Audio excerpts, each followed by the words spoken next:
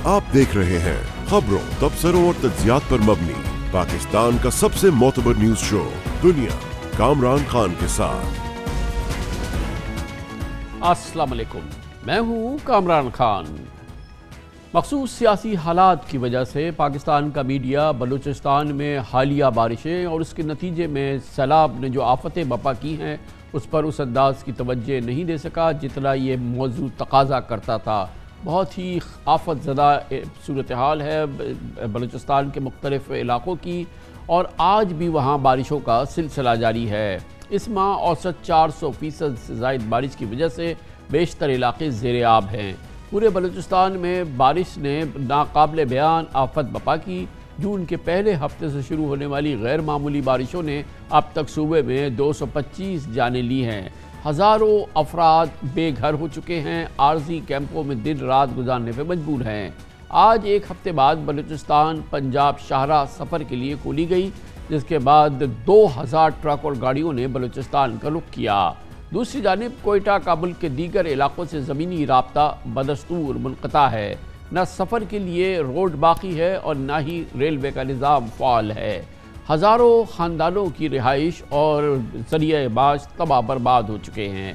आज वज़ीर आला बलूचिस्तान अब्दुल कुद्दूस बज़िंजो और core commander lieutenant general Asif Ghafoor ने PDMA का दौरा किया, जहां आला सतही इजलास में फ़ैसला हुआ कि पाक फ़ौज रेस्क्यू और रिलीफ वर्क के साथ मवासलाती राब्तों की बहाली और आरज़ू पुलों की तामीर में मुआवनत करेगी। जनरल आसिफ गफूर का कहना था कि पाक फ़ौज के 4500 जवान और अफसरान बलूचिस्तान में इमदादी सरगर्मियों में मसरूफ़ हैं। इंतहाई मुश्किल हालात में और इंतहाई मुश्किल कैफियत के अंदर, जबकि बलूचिस्तान के इलाक़ों में शदीद आफत है और हुकूमत हर जगह नहीं पहुँच सकती, बहुत ही मुश्किल सूरत हाल में फलाही तंजीमें कोशिश कर रही हैं कि इन लोगों की मदद करें, जिनमें सबसे मौसर और बहुत ही मुस्तैद काम कर रही है बहुत ही रिस्पेक्टेड बैतुस्सलाम ट्रस्ट है, जहाँ जो इस वक्त बलूचिस्तान के मुतासरीन तक पहुँची है और बहुत ही मौसर खिदमात सर अंजाम दे रही है। और ये इमदाद के काफ़िले कराची से निकलते हैं और बहुत मुश्किल रास्ते से होते हुए बलूचिस्तान पहुँच रहे हैं। बैतुस्सलाम वेलफेयर ट्रस्ट के इस काम पर बात करने के लिए हमने दावत दी है। इससे वाबस्ता हैं, तर्जुमान हैं बैतुस्सलाम वेलफेयर ट्रस्ट के हुज़ैफ़ा रफ़ीक हमारे साथ मौजूद हैं। बहुत बहुत शुक्रिया हुज़ैफ़ा भाई। ज़रा बताइएगा कि क्या इस वक्त की आंखों देखी सूरत हाल वहाँ पे, हम कह तो रहे हैं कि आफत है और बहुत परेशानी है और वहाँ तबाही की सी कैफियत है, थोड़ा उसका मुख्तसरन अहवाल दीजिए ताकि हमारे नाज़रीन समझ सकें कि बलूचिस्तान इस वक्त किस सूरत हाल से गुज़र रहा है। जी बहुत शुक्रिया कामरान साहब। सबसे पहले आपको बहुत शुक्रगुज़ार हूँ मैं आपका कि आपने यहाँ मदऊ किया और इस प्लेटफॉर्म के थ्रू एक आवाज़ उठाई है, और मैं समझता हूँ कि आपके लिए बहुत बड़ा सदका जारी है। बलूचिस्तान की सूरत हाल सच अर्ज़ करूँ तो बहुत ही कुछ इलाक़े, कुछ देहात जिनका सफ़े हस्ती से नाम भी मिट चुका है, वहाँ पर बारिश ने, सैलाब ने बहुत मुश्किल सूरत हाल पैदा की है। अदाद शुमार हमारे सामने हैं, उनके घर क्या, उनके रिश्तेदार क्या, वो अपने माँ बाप को भी छोड़ चुके हैं, वो इस दुनिया से उनके माँ बाप भी जा चुके हैं, उनकी औलादें जा चुकी हैं। एक अजीब सी कैफियत है वहाँ। घर देखा जाए तो वो उनके तबाह हो चुके हैं, उनके बिज़नेस और उनके तजारती मराकज़ देखे जाएँ जिनके ज़रिए उनके रोज़गार का सिलसिला हुआ करता था, वो तबाह हाल हो चुके हैं। इसी तरह मवासलाती निज़ाम, एक इंफ्रास्ट्रक्चर जो बहुत ही एक हमारे लिए बहुत मैटर कर रहा होता है। इसकी वजह यह है कि हमने तरसीलात का एक निज़ाम बनाना होता है, हमने सहूलियात उन तक पहुंचानी होती हैं। एक ऑर्गेनाइजेशन के तौर पर हमारे लिए बहुत अहमियत का हामिल होता है। तो वो इंफ्रास्ट्रक्चर भी इतना मुतासिर हुआ है कि हम बस औकात किश्तियों में सवार होकर जा रहे हैं। हुज़ैफ़ा भाई, ये जो कराची से आपके काफ़िले निकलते हैं इमदादी सामान के, और ये बड़े ट्रक्स हैं, हैवी ट्रक्स हैं, और ये तमाम ज़मीनी राब्ते जो हैं ये बह गए हैं, तो कैसे आप लोग रास्ता बनाते हैं और कैसे ये मदद जो है ये मुतासरीन तक पहुँच पाती है इस इंतहाई मखदूश हालात में? जी कामरान साहब, कई दसियों कंटेनर अल्हम्दुलिल्लाह हमने रवाना किए मुख्तलिफ़ इलाक़ों से अल्हम्दुलिल्लाह, पाकिस्तान से और ओवरसीज़ पाकिस्तानियों ने और बिज़नेस कम्युनिटी ने एक बड़ा ताउन किया और वो जारी रखा हुआ है हमेशा की तरह। تو نظام جہاں تک ہماری یہ گاڑیاں پہنچ سکتی ہوتی ہیں ہم اس کو وہاں پہنچاتے ہیں. اس کے بعد پھر وہاں سے ہمارے لیے بڑا چیلنجنگ سچویشن ہو جاتی ہے. وہاں سے پھر ہمیں بسا اوقات ٹریکٹرز کرنے پڑتے ہیں, وہاں سے بسا اوقات 4x4 جو وہیکلز ہوتی ہیں ان کے تھرو بھی وہاں تک پہنچنا بسا اوقات مشکل ہوتا ہے. پھر ہم بسا اوقات ہمارے کچھ والنٹیئرز کشتیوں کے ذریعے سوار ہو کر پہنچ رہے ہوتے ہیں.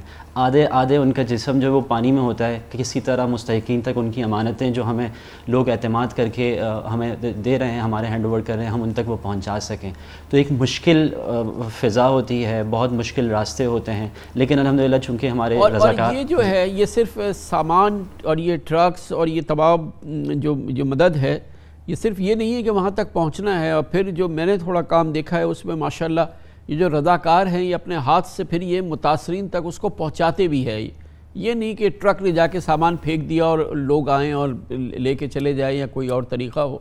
جی کامران صاحب, میں اس سے آگے کی بات آپ سے عرض کروں تو الحمدللہ ہم نے اپنے سارے رضاکار والنٹیئرز کو ایک گوگل فارم دے دیا ہے جس کے تھرو ہمیں بینیفیشریز کا ڈیٹا ان کے CNIC نمبر تک ہمیں دے رہے ہوتے ہیں. چونکہ یہ زکوٰۃ کی رقم ہوتی ہے اس میں اکثر, اور ایک زکوٰۃ کو ایک مستحق تک پہنچانا ایک اہم فریضہ ہے. دینا بھی ایک فریضہ ہے لیکن اس تک پہنچانا اس سے اہم فریضہ ہو جاتا ہے کیونکہ یہ امانت ہوتی ہے. تو ہمارے پاس ان کا ڈیٹا, ان کی سچویشن, ان کی خاندان کی نوعیت, ان کے کاروبار کی نوعیت, پھر اس کے بعد جب ان کی سلیکشن ہوتی ہے ان کو ٹوکن تقسیم کر دیے جاتے ہیں. اس کے بعد پھر ہم ان فیملیز تک راشن پہنچا رہے ہوتے ہیں, خیمے پہنچا رہے ہوتے ہیں. چھوٹی چھوٹی بستیاں ہم لگا رہے ہیں جو متاثرہ گاؤں ہیں, دیہات ہیں, وہاں 30 40 50 خیموں پر مشتمل ہم خیمہ بستیاں لگا رہے ہیں. پھر ان کی ماہانہ ان کے راشن کا نظام ہے, ان کے ترپالوں کا نظام ہے, اور 10 چیزیں مختلف ہیں جو ان کے لیے بہت نیسیسٹی, بہت اہمیت کے حامل ہیں, جس میں ان کی طبی ادویات بھی شامل ہیں, میڈیکل کیمپس بھی شامل ہیں. اب اس کے بعد یہ سچویشن تو اب تک کی ہے, لیکن اس کے بعد آگے چیلنجنگ یہ ہے کہ ان کی ریہیبلیٹیشن کی طرف جانا ہے, ان کی بحالی کی طرف جانا ہے.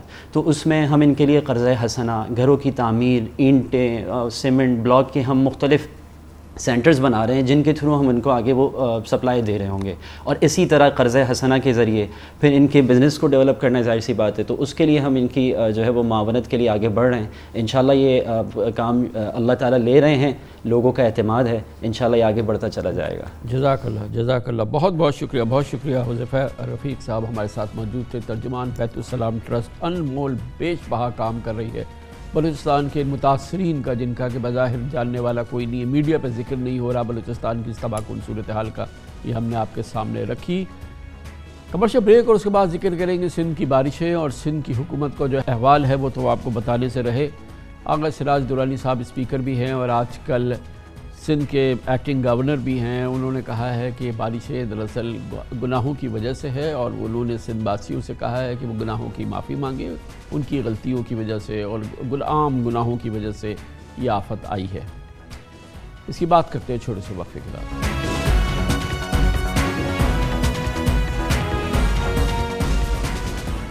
وقفے سے قبل ہم نے آپ کو بلوچستان کی صورتحال, وہاں سے جو آفت مچی ہے سیلاب کی وجہ سے اور بارشوں کی وجہ سے, وہ ہم نے آپ کے سامنے رکھی. کچھ بہتر مگر انتہائی مقدوس صورتحال اس وقت سندھ کی بھی ہے, خاص طور پہ اندرون سندھ, جہاں پر بارشوں کے تمام ریکارڈ ٹوٹ گئے ہیں اور اب تک 330 ملی میٹر بارش ہو چکی ہے صرف اس ماہ کے دوران. اس پس منظر میں انتظامی نااہلی کی وجہ سے, انتظامات پورے نہ ہونے کی وجہ سے سندھ واسی اور یہاں کے رہنے والے ہزاروں خاندان بری طرح سے متاثر ہوئے ہیں.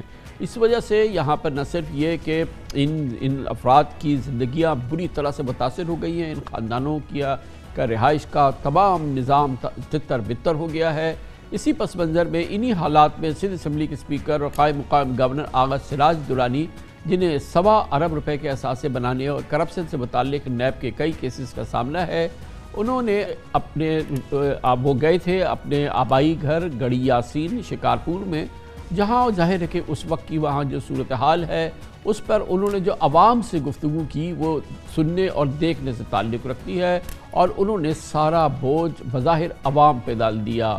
انہوں نے کہا کہ ہزاروں غریب خاندانوں کی تباہی کی مختلف وجوہات ہو سکتی ہیں, مگر اس حوالے سے انہوں نے بڑا دلچسپ خود ساختہ فتویٰ جاری کیا, جس میں انہوں نے فرمایا کہ اصل میں سندھ واسیوں کو ان کے بدترین گناہوں اور غلطیوں کی سزا ملی ہے. ان کے مطابق اگر عوام سدھر جائیں تو ہر چیز سدھر جائے گی.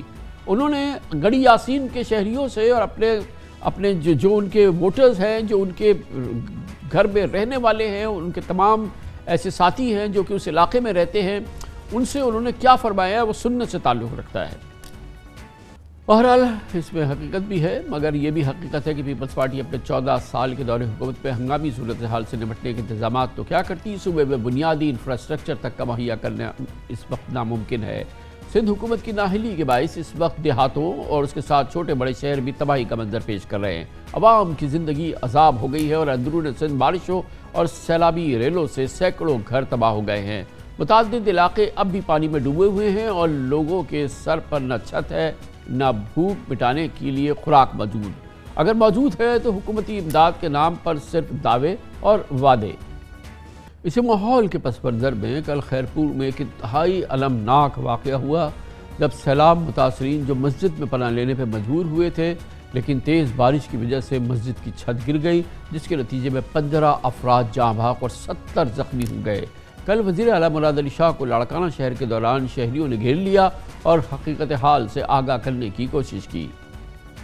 یہ صورتحال جاری ہے اور اس کی آپ نے یہ جھلک دیکھی، اور اس سے پہلے آپ نے آغا سراج درانی کا تبصرہ سنا۔ اس پوری صورتحال پہ بات کرتے ہیں، ہمیں جوائن کر رہے ہیں ڈاکٹر علی رند، سینئر صحافی ہیں، اندرون سندھ سے تعلق ہے۔ بہت بہت شکریہ ڈاکٹر صاحب۔ یہ فرمائیے گا کہ پہلے تو یہ آغا سراج درانی صاحب کا جو واقعہ ہوا، جہاں انہوں نے یہ لیکچر دیا اور ایک خود ساختہ فتویٰ جاری کیا کہ یہ تمام کچھ جو ہو رہا ہے یہ لوگوں کی گناہوں کی وجہ سے، غلطیوں کی وجہ سے ہو رہا ہے اور اللہ تعالیٰ کی یہ آفت ہے، یہ بہرحال ان کی گفتگو اپنی جگہ۔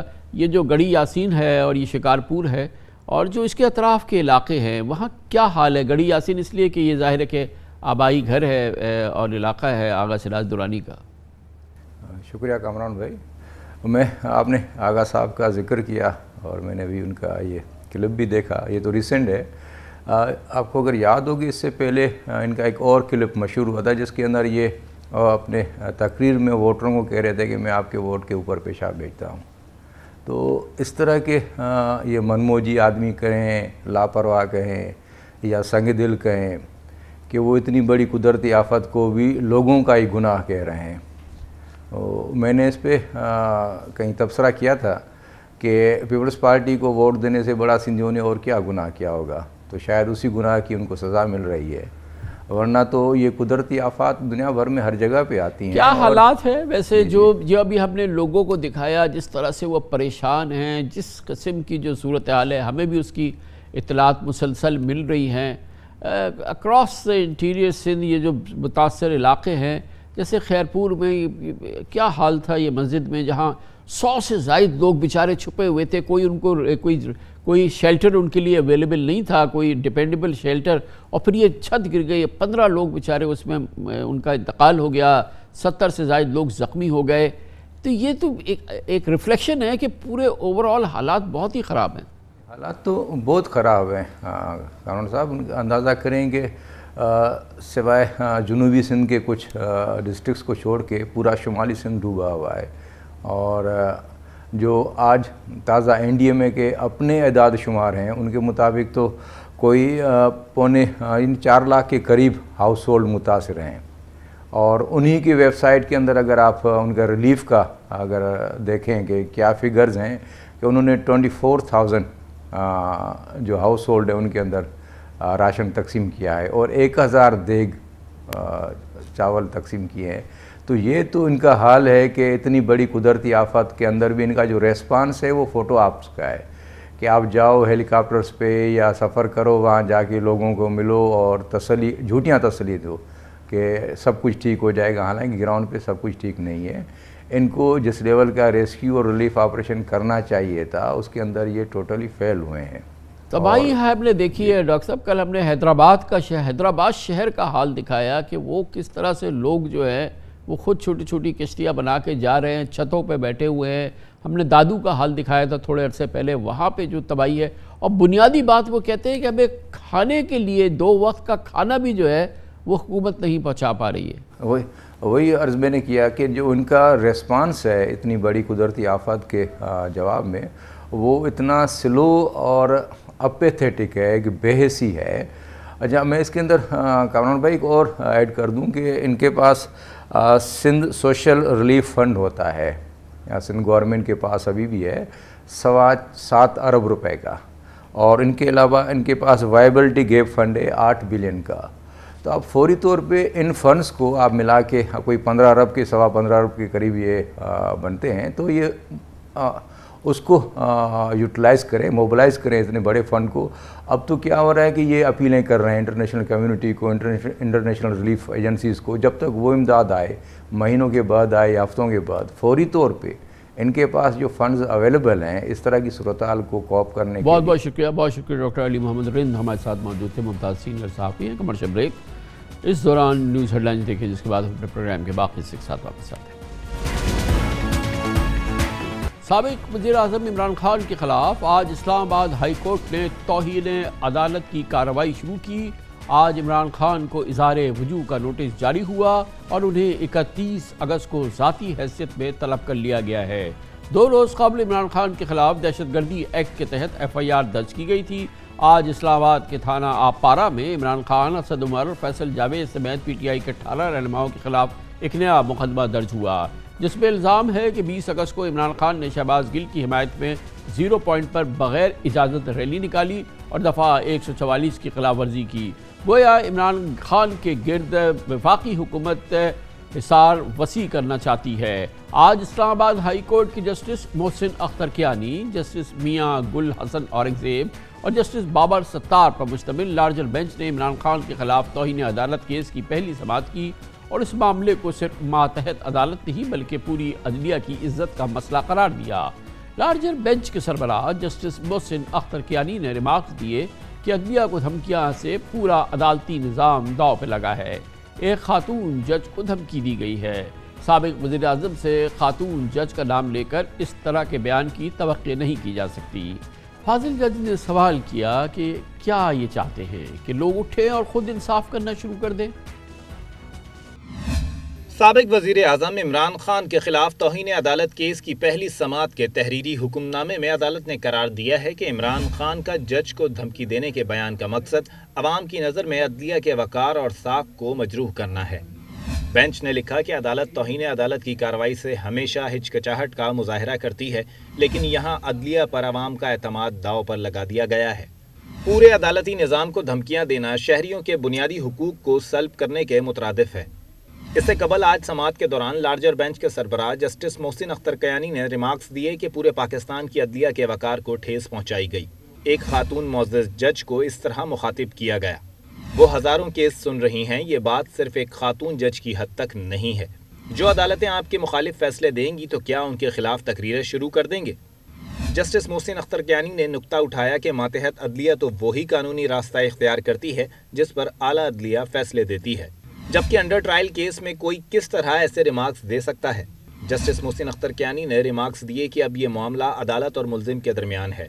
ہماری عدلیہ کی تضحیک کی کوشش کی گئی ہے. اگر یہ حکومت چلی جائے، دوسری آئے گی تو کیا یہ جب بھی ایسے ہی بیان دیتے رہیں گے؟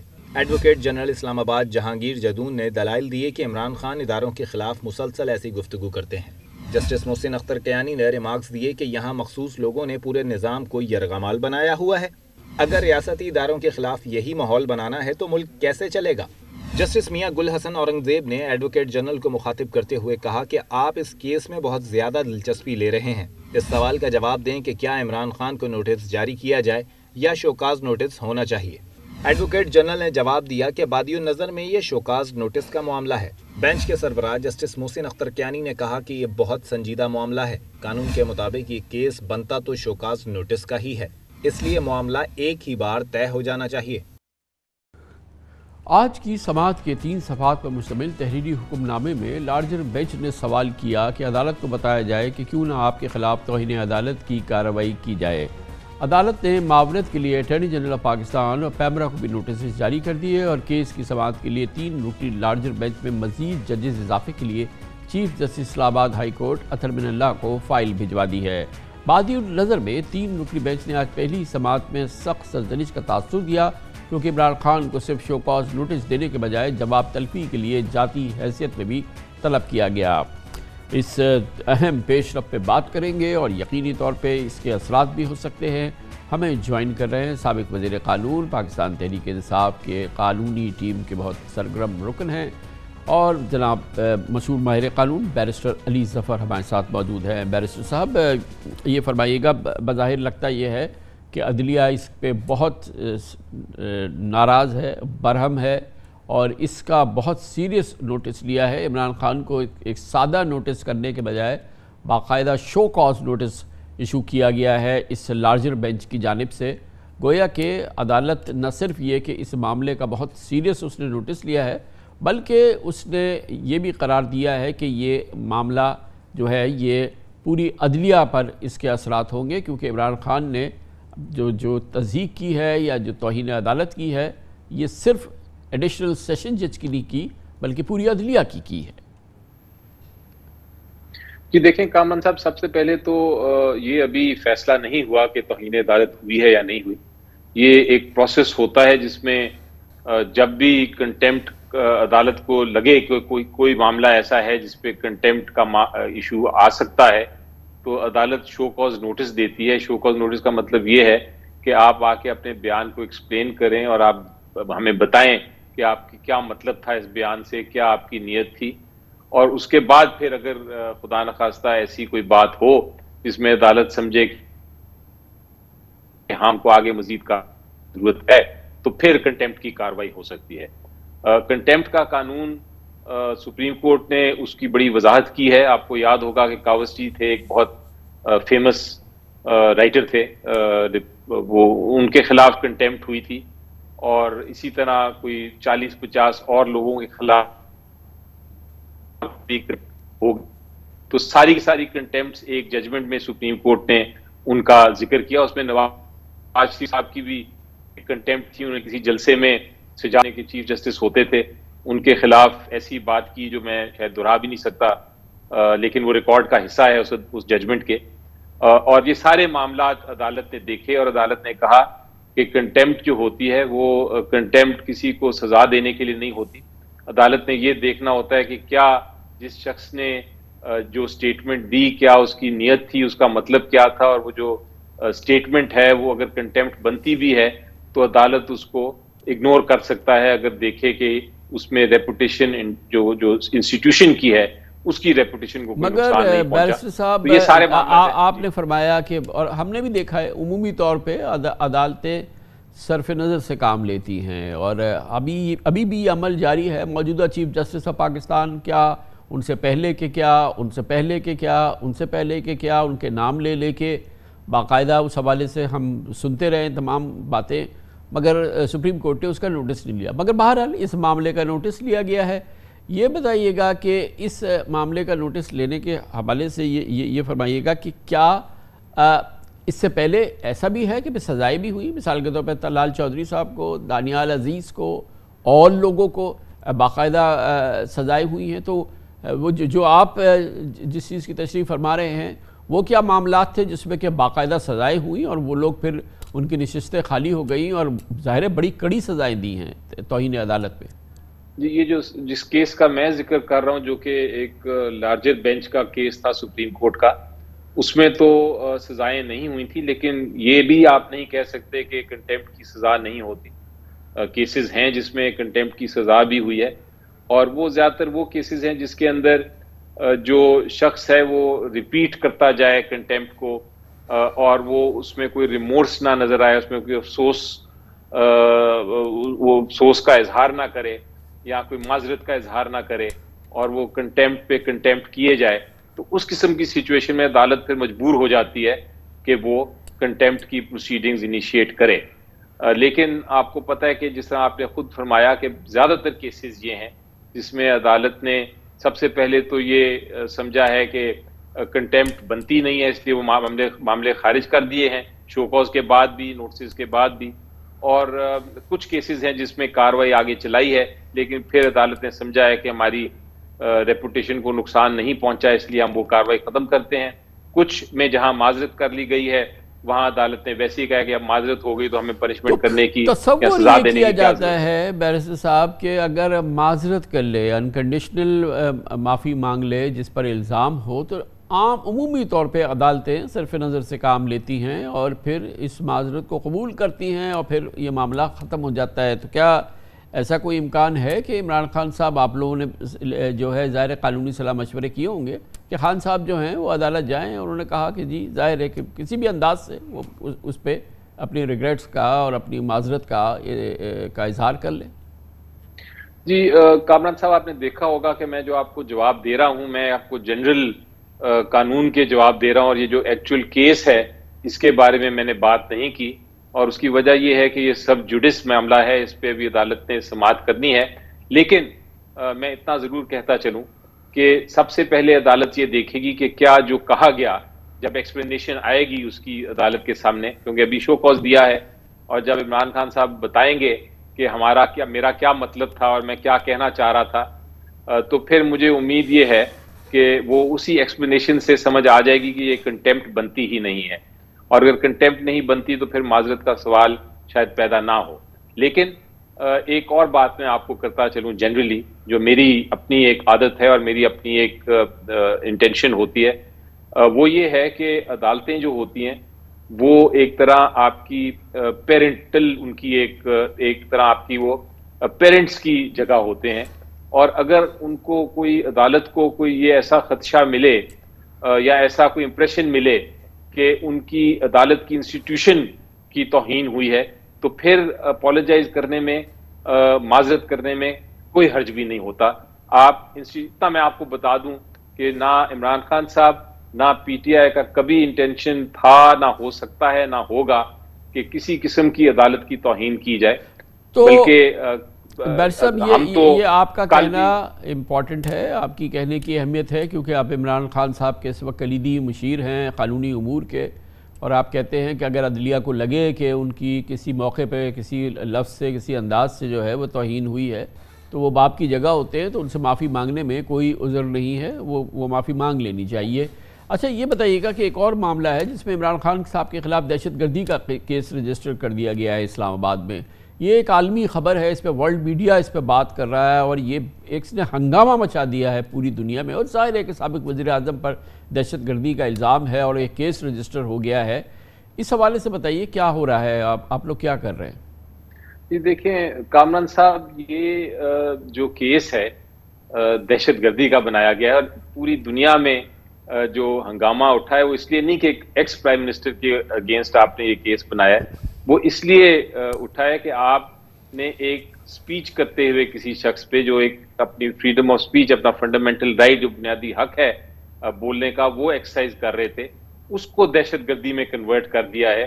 اس لیے پوری دنیا جو ہے اور یونائٹڈ نیشنز تک اس بات پہ اٹھ گیا ہے کہ یہ کیسا حکومت نے کام کیا ہے، اور حکومت نے کام اس لیے کیا ہے، اس کی بدنیتی اس لیے نظر آتی ہے صاحب، کیونکہ ہم سب نے سنی تھی وہ سپیچ، اور سپیچ کے اوپر آج تک دہشت گردی کا مقدمہ نہیں ہوا، نہ ہو سکتا ہے۔ اس لیے کیا گیا تاکہ دہشت گردی کی شکل لگا کے، اس کی دفعہ لگا کے، دہشت گردی کے ایکٹ کے دفعہ لگا کے اریسٹ کر لیں، یہ مقصد تھا، اور اس مقصد میں حکومت ناکام ہو بھی گئی ہے اور ہو بھی جائے گی، کیونکہ کوئی بھی عدالت میری نظر میں اس ایف آئی آر کو سسٹین نہیں کرے گا، ایکسیپٹ نہیں کرے گا، مانے گا نہیں۔ عدالتوں کو بھی پتا ہے، قانون بھی یہ کہتا ہے، آئین بھی یہ کہتا ہے، اور ایک لے مین جو وکیل نہ بھی ہو، جس کو قانون کا نہ بھی پتا، اس کو بھی سمجھ آتی ہے کہ دہشت گردی کیا ہوتی ہے، اور یہ کیس کتنا بے بنیاد ہے، جس پہ ایک سٹیٹمنٹ پہ دہشت گردی کا مقدمہ بنا دیا گیا ہے۔ بہت شکریہ۔ بیرسٹر علی ظفر ہمارے ساتھ موجود تھے، سابق وزیر قانون۔ کمرشل بریک، اس کے بعد ذکر کریں گے ایک زمانہ تھا، پاکستان کی تیسری بڑی سیاسی جماعت تھی ایم کیو ایم، بہرحال اب فارغ ہو گئی ہے، اور بالکل ایسا لگتا ہے کہ اس کا آخری ایکٹ ہے، اور صفایا تقریباً ہو گیا ہے۔ حالیہ الیکشن نے اس کی گواہی دی ہے، اور ویسے بھی حالات اس طرف واضح اشارے کر رہے ہیں، اور یہ بات اب بالکل ثابت ہوتی چلی جا رہی ہے کہ وہ دور ایم کیو ایم کا دور اختتام ہو گیا۔ وہ عروج جو اس کو الطاف حسین نے دیا تھا، اس کے زوال کی ذمہ داری خالد مقبول صدیقی پر آئی ہے۔ اس کی بات کرتے ہیں چھوٹے سے وقفے کے بعد۔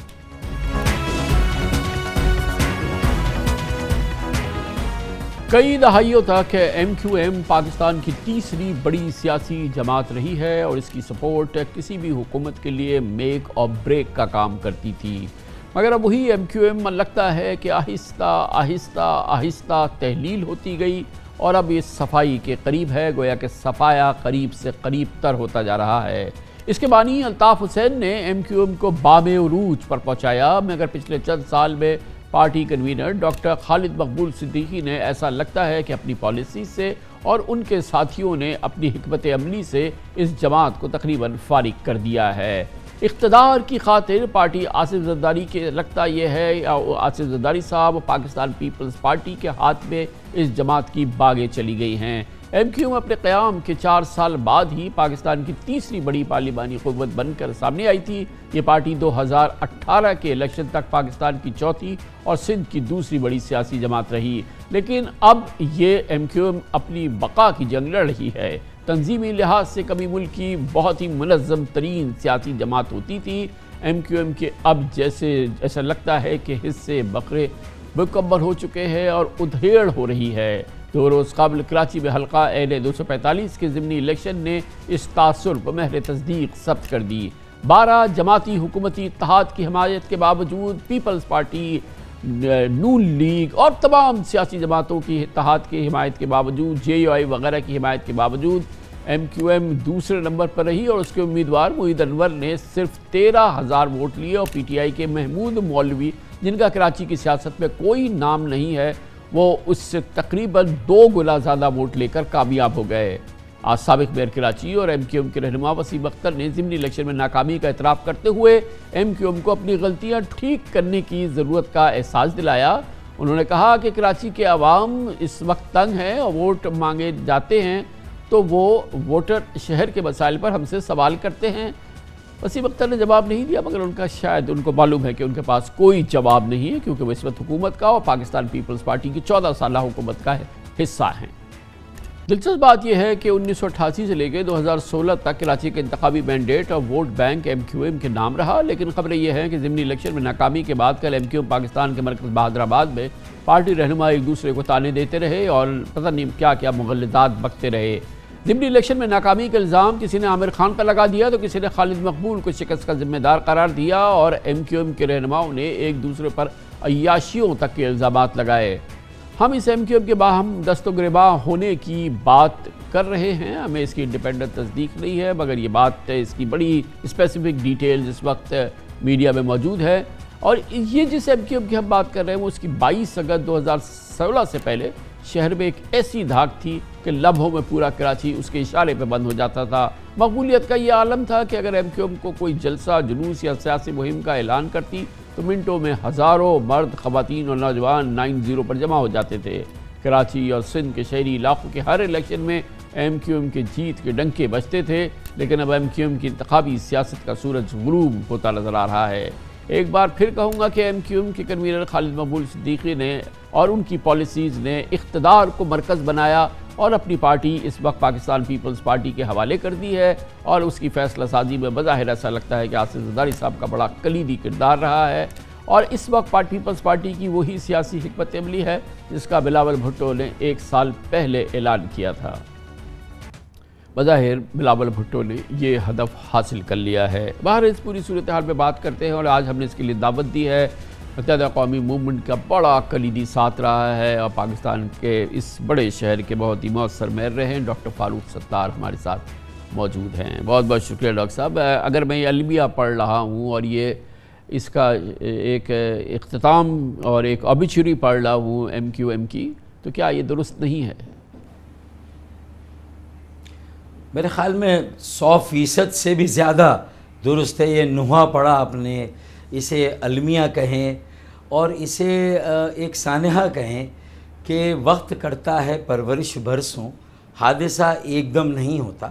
تو ظاہر ہے کہ اس نہج کو بھی جو آج یہ متوسط طبقے کے پڑھے لکھے نوجوانوں کا سیاسی عمل تھا، اور وہ کتنا بام عروج پر گیا، اور وہ شہری علاقوں کی سیاست کی اس نے، لیکن اس کی جو آواز تھی وہ پورے ملک میں سنائی دیتی تھی۔ اس کی اہمیت ایک قومی اہمیت تھی شہر کراچی کو لے کر، اور پھر جو عددی اعتبار سے جو اللہ تعالیٰ نے ایک یہ ہمیشہ یہ وصف دیا کہ جس پارٹی کے ساتھ ایم کیو ایم جاتی تھی وہ حکومت بناتی تھی اور جس کے خلاف جاتی تھی وہ ظاہر ہے کہ اپوزیشن میں ہوتی تھی. تو میرے خیال میں اس میں بہت ساری کیا عوامل ہیں. آپ یہ فرمائیے گا کہ سب سے پہلے تو یہ بتائیے کہ آپ کا اپنا کتنا قصور ہے اس پورے معاملے میں. 22 اگست 2016 کو جب راہیں جدا کی الطاف حسین صاحب سے آپ لوگوں نے اس MQM کی, تو آپ اس کے سب سے امپورٹنٹ لیڈر تھے. آپ نے یہ اعلان آپ نے کیا, آپ کا اس میں کلیدی اور مرکزی کردار تھا.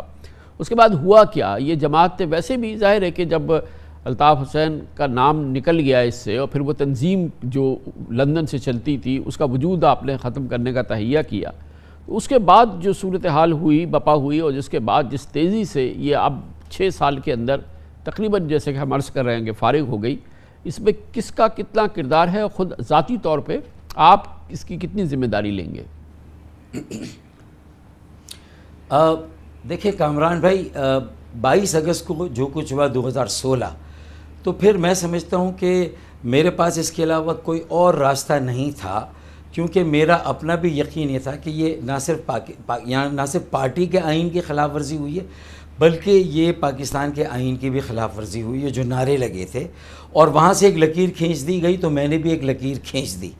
لیکن یہ ریئلائزیشن میرے ساتھیوں بشمول میرے جو سینئر ساتھی تھے ان سب کو ہونا چاہیے تھا, جہاں ہم سب کی ایک مشترکہ غلطی ہے کہ شاید ہم نے یہ ریئلائز نہیں کیا کہ اگر آج ہم دیکھتے ہیں کہ PTI بھی ایک طرف آزمائش میں نظر آتی, لیکن ان کے پاس ایک بائنڈنگ فورس, ایک مین لیڈر موجود ہے جو عوام میں جاتا ہے, اس کا اپنا ایک کیرزما اگر ابھی بھی ہے, تو وہ بڑے بڑے جلسے اور ایک بڑی بڑی عوامی حمایت اور تائید کا اظہار کرتا ہے, اس کا مظاہرہ کرتا ہے وہ.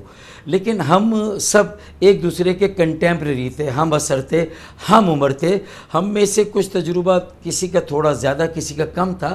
تو ایک ہمیں کلیکٹیو لیڈرشپ کے ساتھ, کنسلٹیشن کے ساتھ, مشاورت کے ساتھ اس کمی کو پورا کر کے جس کا پارٹی جس کا عادی ہو چکی تھی, ہمیں اس کا خیال رکھتے ہوئے, اور جو بگاڑ آ چکا تھا اس وقت تک, خرابی, اس کو دور کرنے کی, صحیح کرنی تھی پارٹی کو. جو ہم نے کہا MQM پاکستان, تو اسے پھر MQM پاکستان ایک برانڈ بنانا تھا, اور اس کے لیے خرابیاں بگاڑ کو دور کر کے ایک طرف نئے لوگوں کے لیے اس کو ڈائیورسیفائی کرنا, ہر طبقے کے لیے, ہر زبان بولنے والے کے لیے, ہر پاکستانی کے لیے. اور خاص طور پر ہماری لیڈرشپ تو عمر کے ساتھ ساتھ آہستہ آہستہ ہمیں ایک پیچھے کی, ہمیں بیک سیٹ بھی لینی تھی, اور آگے ہمیں ایک سکسیشن بھی دینا تھا, جس کی طرف ہم نے بڑا محور کا کردار تھا, بڑا امپورٹنٹ کردار تھا. اور اس زمانے میں جو آپ نے فیصلے کیے کسی مخصوص شخصیت کے حوالے سے, دوسرے حوالوں سے, اس میں کتنا آپ خود اپنے آپ کو, اب یہ 6 سال بعد جب یہ جماعت اب اپنے اختتام کو ہے, ہم اس کا لوحہ پڑھ رہے ہیں,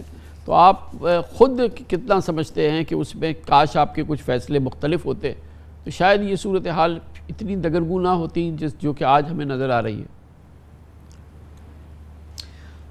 کامران بھائی, میں مطلب باقی میرے کنٹیمپریریز میں اگر آپ کمپیئر کریں گے تو کچھ تھوڑا سا اصولوں پر میں سیاست کرتا رہا ہوں, نظریاتی سیاست کرتا رہا ہوں. اور اگر میرے کچھ اپنے ہی ساتھی مجھے ایک ایسی سچویشن میں دھکیل دیں, مجھے ایک چیز کا آسرا اور امید دے کر بعد میں اس سے پلٹ جائے, اور اگر میں اس جگہ چلا گیا اس نہج پہ, تو پھر میری یہ غلطی تو ہے کہ میں وہاں سے واپس نہیں آیا. لیکن وہاں تک لے جانے میں بھی میرے کچھ نادان دوستوں کا اور ساتھیوں کا ہاتھ تھا, میری اپنی پارٹی کے, میرے تحریکی پرانے ساتھیوں کا. میں اس کی تفصیل میں نہیں جانا چاہتا. اور پھر آپ مجھ پر یہ غلطی ڈال سکتے ہیں کہ میں نے ایک ایسا اسٹینڈ لے لیا جو کہ آپٹکس میں یہ نظر آ رہا تھا اسکرین پر, کہ میں کسی ایک بات پہ کسی دوست کے لیے اتنا اڑ گیا ہوں کہ جس کی وجہ سے باقی لوگوں نے بجا طور پر مجھے پارٹی سے الگ کرنے یا مجھ سے الگ ہونے. لیکن میں یہ ایمانداری سے بتاؤں کہ اگر میری اس ایک غلطی کو اگر ایک طرف رکھ دیں, تو پارٹی میں مجھے پارٹی چلانے کا موقع بھی میرے بہت سارے ساتھیوں نے نہیں دیا. بہت سارے سینئر ساتھیوں کے مفادات پارٹی کے اندر اتنا زیادہ جڑیں پکڑ چکے تھے کہ جو اصلاحات کا پروگرام لے کر میں چلنا چاہتا تھا, تنظیم میں جو بگاڑ و خرابی کو دور کرنا چاہتا تھا, جس کا پرسیپشن ایک بہت خراب پرسیپشن تنظیم کا بنا تھا, میں پڑھے لکھوں کی پھر وہی 84 کی MQM مڈل کلاس اور نوجوانوں کی ایک بڑی کھیپ کو لانا چاہتا تھا. اس کے راستے میں بڑی رکاوٹیں تھیں. تو پھر اگر آج مجھے الگ کر جو اس ضمنی الیکشن میں ہم نے دیکھی جی تو گویا کہ شہر کراچی نے اب بالکل فراموش کر دیا ہے اس جماعت کو. آپ خود جو ہیں پی آئی بی سے الیکشن ہار گئے اور آپ کے جو یہ دوسرے جو یہ جماعت تھی ایم کیو ایم پاکستان, اس سے 2 ٹائمز مور ووٹ لیے پی ٹی آئی کے ایک ایسے امیدوار نے جس کا نام بھی ہم نے کراچی کی سیاست میں اس سے پہلے نہیں سنا تھا. گویا کہ کراچی والے کہتے ہیں کہ جی فارغ, ہمیں آپ کا نام ہی نہیں چاہیے کسی بھی صورت میں. ان کا تو ہمیں وجہ سمجھ میں آ رہی ہے کہ انہوں نے راتوں رات پارٹی بدلی اور اقتدار کو عمران خان کو دھکا دینے کے لیے پیپلز پارٹی کو دوبارہ جوائن کر لیا. پھر ایک وعدوں کی ایک انبار تھا جو کہ سامنے ہمارے آ گیا, اور پھر ایک بات بھی ان کی پوری نہیں ہوئی ہے اور اس پر بھی وہ اطمینان ہے. اور ایک فیصل سبزواری کی وزارت انہوں نے لے لی. ایسا لگتا ہے کہ ان کو زندگی کی پتہ نہیں کون سی ایک چیز مل گئی ان کو یا ان کو. تو یہ کراچی والے بھاپ گئے. انہوں نے کہا کہ بھائی خدا کے لیے ہمیں معاف کر دو, یہ ایم کیو ایم نام ہم سننا بھی نہیں چاہتے. میں یہی کہہ رہا ہوں کہ دیکھیں 4 سال اگر میں الگ رہا پارٹی سے اور مجھے الگ انہوں نے کیا, پہلے سربراہی لے کے پھر میری ممبرشپ لے کے, اور یہ مان لیتے for the sake of brevity وقت بچانے کے لیے کہ چلے وہ میری غلطیاں تھیں اور اس لیے بجا طور پر انہوں نے مجھے الگ کیا. لیکن اگر ان 4 سالوں میں اور یہاں تک کہ اس الیکشن کو لڑنے کہ جب نامینیشن دیے گئے اور میں نے بھی اپنی طرف ان کی توجہ مبذول کرائی کہ شاید انہیں اب میری ضرورت ہے, کیونکہ جو 240 کا الیکشن ہے وہ بڑی مشکل سے ان کی دستار بچی ہے, بلکہ بچائی گئی ہے. انہیں کہیں سے غیبی امداد ملی تو وہ بچے, ورنہ جو مین سیٹ ہے کرونگی کی وہ بھی چلی گئی تھی اس مرتبہ. تو جو 7 سیٹیں تھیں وہ بھی 6 رہ جاتی, اور پھر یہ تو ان کی سیٹ پہلے ہی چھین لی گئی تھی. شاید میں اور وہ مل کر کام کرتے تو مجھے یقین ہے کہ بظاہر تو عددی طور پر دیکھیں میرے 3,500 13.5 محیط کے یہ 17 بنتے ہیں, 1,500 پی ایس پی کے, 500 آفاق احمد کے, یہ 19,000 ووٹ بنتے. لیکن ہم سب کی تقسیم کی وجہ سے جو مایوس ووٹر ہے ہمارا, جو ناراض ووٹر ہے ہمارا, وہ 3-4-5 ہزار کا جو ڈسکاؤنٹ جو سپورٹ پی ٹی آئی کو ملتی وہ شاید واپس آئے گا. تو 19 میں 5 ایڈ کریں تو 24 ہم ہو جاتے ہیں, اور 29 میں 5 کم کریں تو وہ بھی 24 ہے. تو کانٹے کا مقابلہ اس امر کے باوجود کہ پی ٹی آئی کے لیے ایک ہمدردی کی ویو ہے, اور کراچی میں بہت سارا ہمارا پرانا ووٹ بینک بھی ان کے پاس گیا ہے, لیکن اب اس کے علاوہ کوئی راستہ نہیں. میں نے یہ بھانپ لیا تھا اس الیکشن سے پہلے. آج کی حقیقت تو یہ ہے نا فاروق بھائی کہ کراچی والوں نے بولا کہ ہمیں بس پی ٹی آئی چاہیے, اور شاید ان کا یہ 2013 میں بھی فیصلہ تھا جو کہ شاید آپ کے ساتھیوں نے, آپ لوگوں نے کھینچ لیا, ان سے چھین لیا تھا. پھر 2018 کا بھی فیصلہ آیا, اور اب 2022 کو بھی جو بھی پی ٹی آئی نے شہر کے ساتھ کیا, پھر بھی ان کو ان میں کچھ نہ کچھ اخلاص نظر آیا, یا کچھ نہ کچھ ان کے ساتھ ابھی بھی ان کی امیدیں بجی ہوئی ہیں, یا عمران خان کے ساتھ بندھی ہوئی ہیں. لیکن ایم کیو ایم کو کراچی والے اب اس کا نام نہیں سننا چاہتے. دیکھیں یہ جو بات آپ کہہ رہے ہیں مطلب بہت سمپل سادہ خلاصہ تو یہ جو آپ نے بات کی کہ اب ایم کیو ایم والوں کا یا ایون ایم کیو ایم سے جو بھی وابستہ رہا سیاسی عمل, وہ ان میں سے کسی کو بھی چانس نہیں دینا چاہتے, اور انہوں نے اپنا پورا ذہن بنایا ہوا ہے کہ وہ پی ٹی آئی کو ایک اور چانس دیں گے, باوجود اس کے کہ 4 سالوں میں پی ٹی آئی نے بھی 14 سیٹیں اگر انہیں ملی, 8 ملی, 6 دلائی گئی یا جو بھی تھا, تو اب اس کے باوجود بھی شاید انہیں ایک اور چانس دے دے. لیکن اس صورت میں اب وہ ایم کیو ایم کو نہیں دیکھنا چاہتے اپنے منتخب نمائندوں کے طور پر کسی بھی ایوان میں. اور میں نے الیکشن سے پہلے تو غیر رسمی طور پر پتنگ کی حمایت کا اعلان بھی کر دیا, اپنی امیدواری سے دستبردار ہو گئے. 75 پینل آزاد تالے کے نشان میں, میرا تالا نشان تھا. 28 اگست کو جو بلدیاتی ہو رہے وہ بھی میں نے وڈرا کر لیے, لیکن مجھے عزت اور مان کے ساتھ میرے 1000 ساتھیوں کے ساتھ واپس لینے کا چونکہ وعدہ خالد بھائی نے پورا نہیں کیا, اور کہا کہ بزرگوں نے منع کر دیا ہے. بہت شکریہ جناب فاروق ستار ہمارے ساتھ موجود تھے. کمرشل بریک, اس کے بعد ذکر کریں گے پاکستان کی معاشی مدد کے لیے ایک بار پھر قطر سامنے آیا ہے. پاکستان کی انرجی ضروریات ہیں, ایل این جی ضروریات ہیں, ان تمام معاملات میں بہت امپورٹنٹ سفر کر رہے ہیں. وزیر اعظم شہباز شریف آج دوحہ میں ہے. اس سے پہلے ایک بہت ہی فیصلہ کن دورہ کیا تھا قطر کا, اور بہت ہی اس کا پاکستان کو فائدہ ہوا ہے. Chief of army staff general Qamar Javed Bajwa نے آج اس کا ہم مزید ایک پارٹ 2 دیکھ رہے ہیں, جس میں دراصل پاکستان کو مزید جو اس سلسلے میں قطر مدد کر سکتا ہے وہ چیزیں سامنے آئیں گی. اس پر بات کرتے ہیں چھوٹے سے وقفے کے بعد. یقینی طور پر پاکستان ایک مشکل معاشی صورتحال سے گزر رہا ہے, اور اس کی یہ معاشی صورتحال میں ہر روز کی اہمیت ہے اس روز تک جب تک کہ آئی ایم ایف بورڈ کا اجلاس نہیں ہوتا اور پاکستان کی بحالی کا پروگرام باقاعدہ آئی ایم ایف کا بورڈ منظور نہیں کر لیتا. اس دوران IMF کے معاہدے کے تحت جو انڈرسٹینڈنگ پاکستان کی IMF کے ساتھ ہے، پاکستان کو $4 ارب کی بریجنگ کی ضرورت ہے، یعنی کہ جس کی ضروریات میں $4 ارب کا گیپ ہے اور وہ اس کو پورا کرنے کی ضرورت تھی، اور IMF نے کہا تھا کہ اس کا آپ انتظام کریں۔ اس دوران قطر نے پاکستان کی بڑی مدد کی ہے اور 4 میں سے $2 ارب جو ہیں وہ قطر نے یہ ذمہ داری پوری کرنے کا اعلان کیا ہے، وعدہ کیا ہے، اور اس کا اطلاع اس نے IMF کو بھی دے دی ہے۔ قطر کا پاکستان کی معاشی صورتحال میں اور اس مدد میں ایک بہت اہم کردار رہا ہے، اور اس حوالے سے ایک اور اہم ڈیولپمنٹ ہے۔ آج وزیر اعظم شہباز شریف قطر پہنچے ہیں، آج دوحہ پہنچے، جہاں اور یہ عین اس وقت ہو رہا ہے جیسے میں نے عرض کیا کہ ہماری مالی مشکلات ہیں اور اس دوران ہم اپنے دوست ملکوں کی جانب دیکھ رہے ہیں۔ آج وزیر اعظم شہباز شریف کے قطر پہنچنے پر ان کے ایجنڈے میں مختلف چیزیں ہیں۔ اطلاعات کے مطابق وہ LNG کا ایک نیا طویل مدتی معاہدہ بھی قطر سے کرنا چاہتے ہیں، اور اس کے علاوہ پاکستان کے انفراسٹرکچر میں سرمایہ کاری کی کئی پیشکشیں ہیں ان کے پاس، اور جس میں ایوییشن سے لے کے اور مختلف معاملات کے حوالے تک وہ پیشکشیں ہیں جو کہ وہ قطر کو کرنا چاہتے ہیں کہ پاکستان میں سرمایہ کاری ہو۔ اہم بات یہ ہے کہ اس دورے سے قبل ایک بہت ہی فیصلہ کن دورہ قطر کا پاکستان کے فوج کے سربراہ، افواج پاکستان کے سربراہ اور chief of army staff general Qamar Javed Bajwa نے کیا تھا۔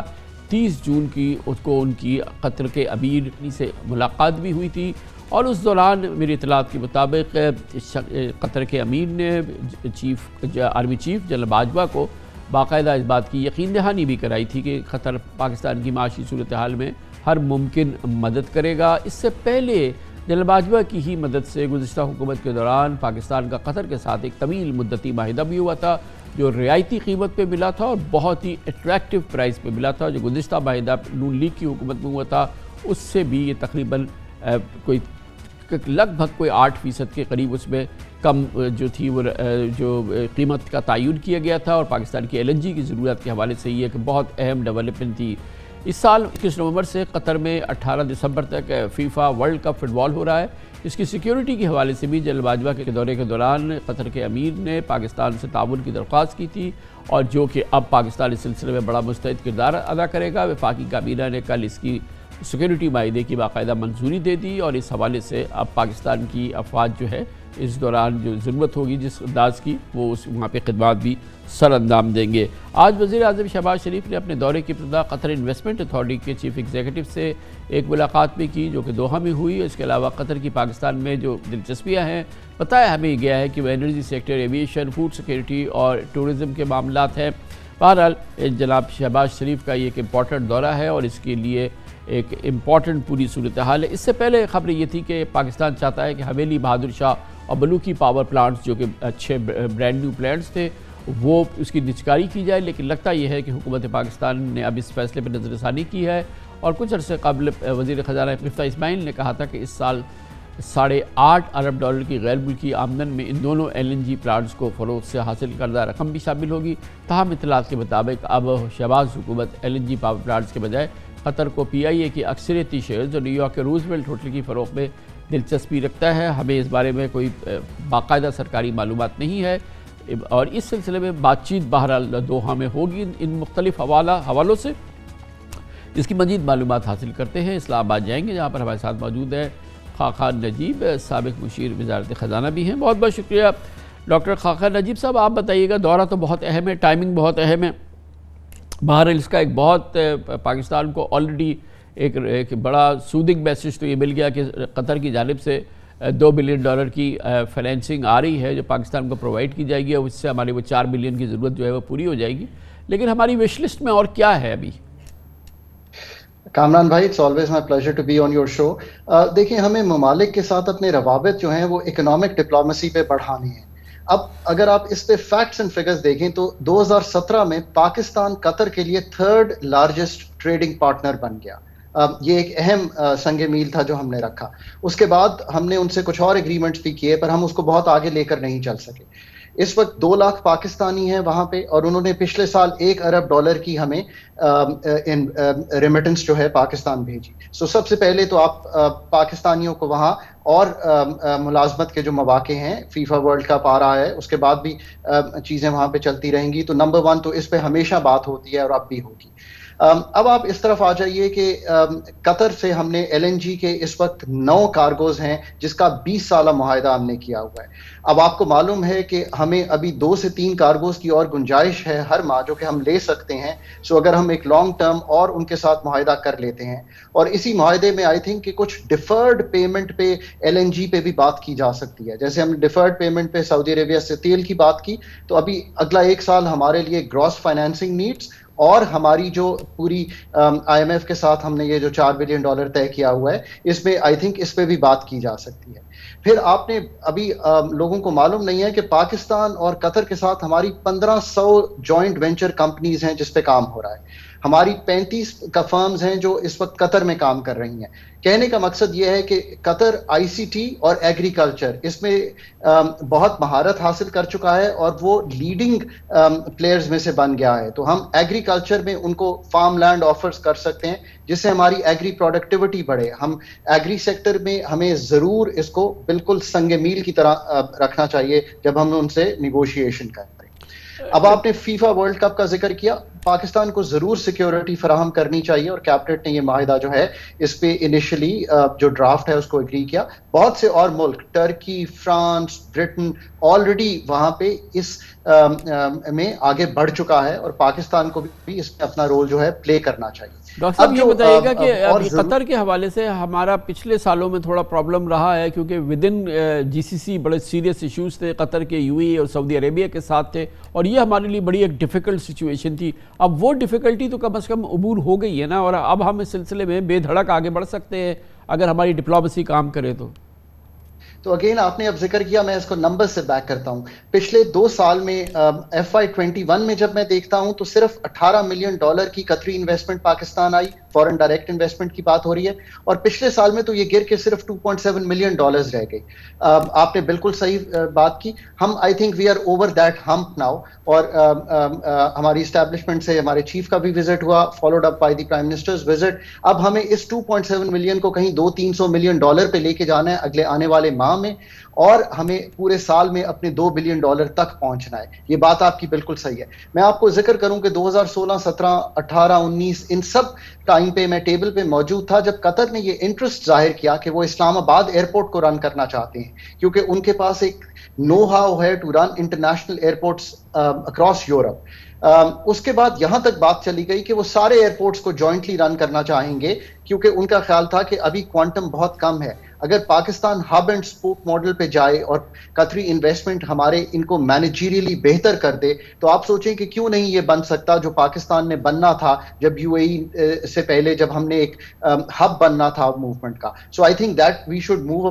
फॉरवर्ड। कतर ने एक बहुत अच्छी एयरलाइन खड़ी की है। ये दुरुस्त है कि पाकिस्तान ने एमिरेट्स को भी खड़ा किया और सिंगापुर को भी खड़ा किया, पहले 2 जहाज एमिरेट्स को भी हमने दिए, पर I think we are not there now. मतलब 30-32 प्लेन्स के साथ वी रियली नीड इंजेक्शन, और ये इंजेक्शन भी कतर से जो है वो हासिल की जा सकती है। इन सब चीज़ों को देखते हुए सबसे बड़ी एनर्जी की नीड्स हैं और वो LNG से पूरी की जा सकती हैं।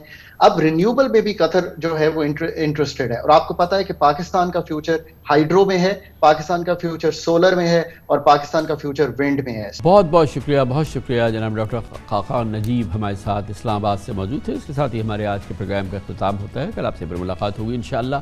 कल तक के लिए कामरान खान को इजाज़त। अल्लाह हाफ़िज़ नासिर।